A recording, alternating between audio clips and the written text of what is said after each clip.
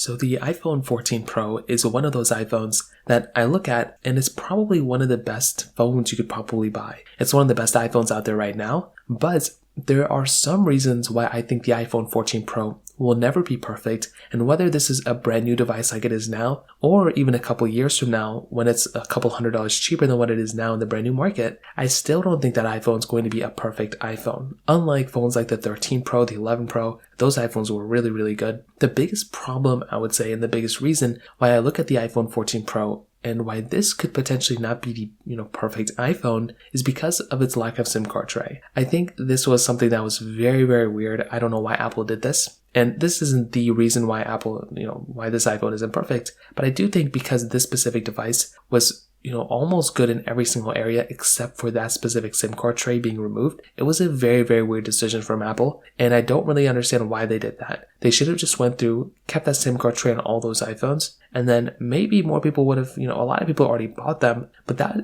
would be one reason why this iPhone isn't as perfect as it could be. I still think the 13 Pro is a very good iPhone with a SIM card tray, and I think the 14 Pro is also still a very, very good iPhone. It's better than the 13 Pro, but it just, in that specific area, it's always been one thing that's thrown me off. And I still get weirded out every time, I even think about something like that. Now, another thing that you might want to keep in mind with the iPhone 14 Pro is the fact that this iPhone could potentially be the last iPhone with a Lightning port. Now, when we look at the rumors of the iPhone 15 and everything that iPhone's going to be bringing, you have to remember that the iPhone 15 Pro could potentially end up bringing USB-C. If that ends up happening, the difference between the iPhone 14 Pro and the 15 Pro is going to be massive. There's going to be big changes between the 14 Pro and the 15 Pro, and because of that, as this iPhone already holds up right now, it's not a perfect iPhone, but as it gets older and these iPhones end up getting cheaper and cheaper, typically things end up changing with public perception. But if this ends up being the last iPhone with a Lightning port and the iPhone 15 Pro brings the USB-C, the difference in terms of just the technologies, hopefully in terms of the features that phone is going to be bringing, is going to be so massive that people will be looking at the 14 Pro and probably feeling bad for this iPhone in a way, because they'll be like, well, the difference between those iPhones was so big